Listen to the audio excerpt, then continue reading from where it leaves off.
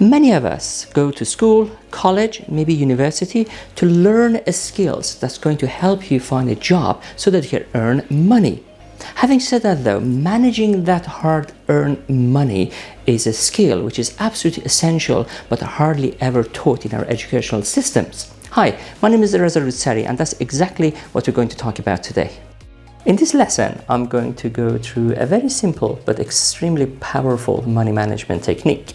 The small catch with this lesson is that you have to do a little homework and it will take anything between half an hour to 1 hour of your time. What you need for the homework is your last 3 bank statements. If you've got access to online banking and you can retrieve data for the past 12 months, that's even better. You get more realistic data, but definitely the past 3 months will certainly do. And next, what you need is either a piece of paper and a pen, or if you do have access to a spreadsheet software, for example Excel, that will also be extremely helpful. So either on your piece of paper or your Excel sheet, then you have to create 3 columns, 1 for item, 1 for amount, and 1 for category. What then you have to do is you have to go through all your expenses in the past 3 months, and you have to start categorizing them into a few categories. Let's start with your absolute essentials to keep you alive. For example, if you're paying a mortgage or if you're renting, that's your rent, as well as all the bills that you have to pay, your water bill, your electricity bill, your council tax, etc. And also you have to include all your essential grocery shopping into this list. So you can then start putting category of essential against all such expenses on your Excel sheet. Once you've done that, you have to start looking at the expenses which are bringing comfort to your life. For example, if you are leasing a car so that you're not using public transport, that could be part of your comfort. Or, for example, some of the shoppings you do in order just to make your life a bit easier and a bit more enjoyable. So then all you have to do is to make sure you put category of comfort against all such items. Once you've done that, you might come up with a series of expenses which are pure luxury. So whether they are in your life or not, it wouldn't make any difference. For example, that last facial you got, or if you're driving a luxury car, which could easily be replaced by a still good but executive class car. So all such items go under the category of luxury. Now, all of us work hard and we would like to have some fun in our life. I'm sure once you're going through your items, you will realize there are a number of items that are purely to keep your life fun and satisfactory. So make sure all such items come under the category of play.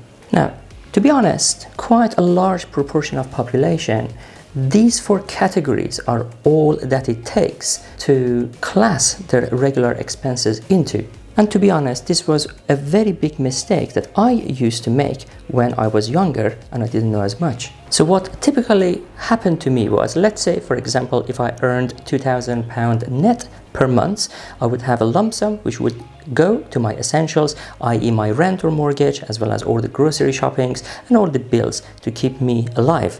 And then I had a list of items which will fill in my comfort category, followed by quite a large proportion of luxuries.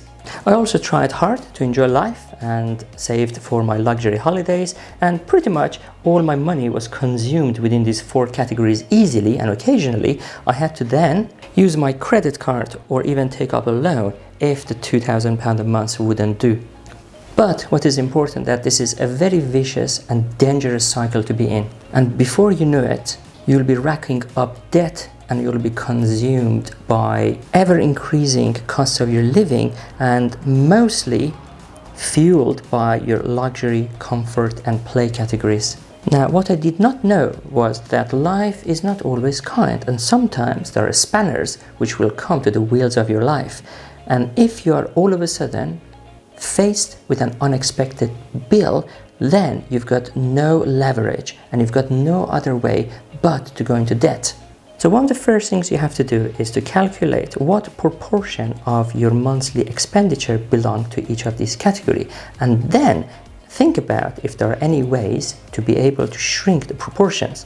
For example, looking at essentials, These are essentially the costs of living, which is quite hard to shrink. However, let's say, for example, if you're at the moment living in a luxurious, expensive flat, is there any way to downgrade to a still quite a nice apartment in a nice area but not paying as much?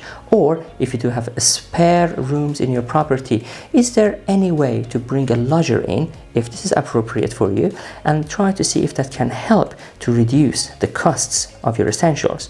Same applies to luxury and comfort. So you have to think about, can you downgrade your luxury car into one which is still nice but not costing you as much?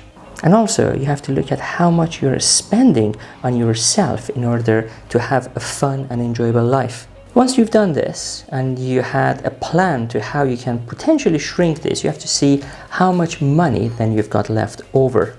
And then you have to start thinking about adding a few more absolutely essential categories to your finances. One is to ensure that you do have a saving account for rainy day, which means every month you will have a proportion of your net income directly going in that saving account and sitting there safely.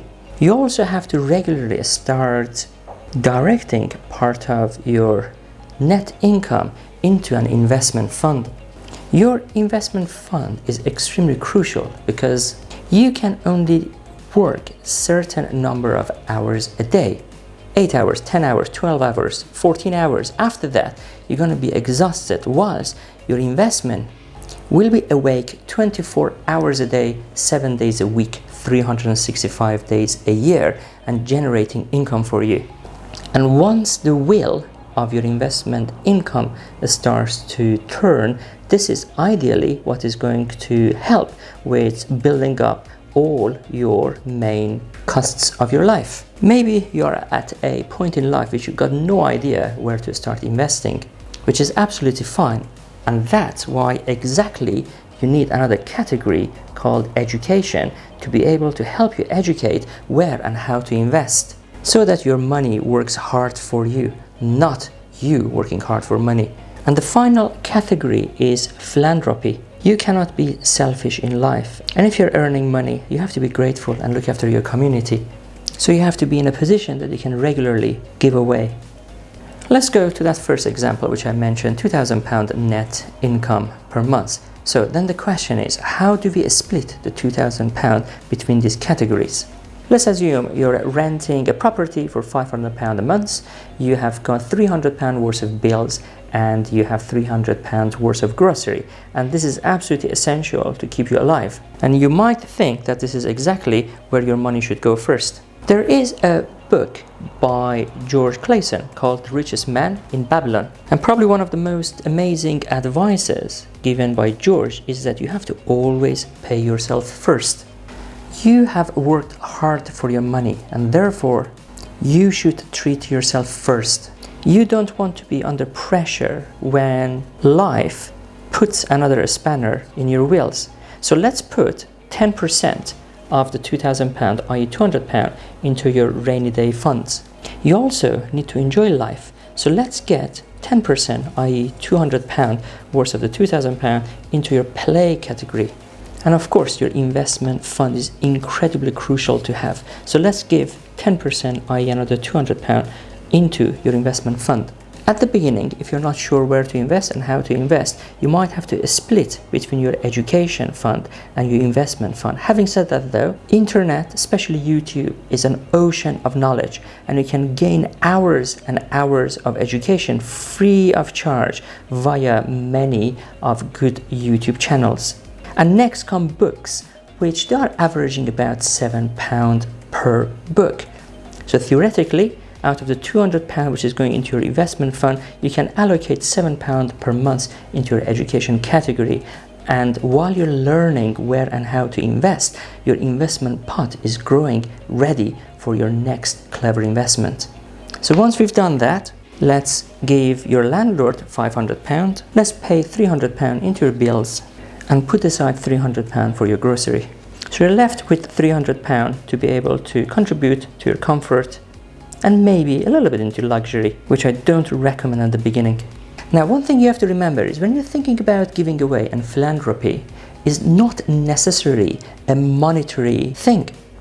So if you can allocate £10, £20, £50, whatever from your budget to that, that's great. But don't forget, you can always volunteer. You can always educate people for free and help them have a better life. Or even as simple as buying a sandwich per month for a homeless guy on your way to work. So this category doesn't have to break the bank, but you have to be able to give back from what is being sent toward your way. Now, what if you start to have an increase in your salary? One rookie mistake is that you start to expand into your luxury and comfort proportions. You never ever should be doing that. You have to ensure that you can live within your means and try to inject such funds into other categories which can make you more and more money over time. As I said, this lesson is extremely powerful and it will work, but you have to put in the hours. Get your last 3 bank statement and start looking at what your expenditure is looking like. And good luck.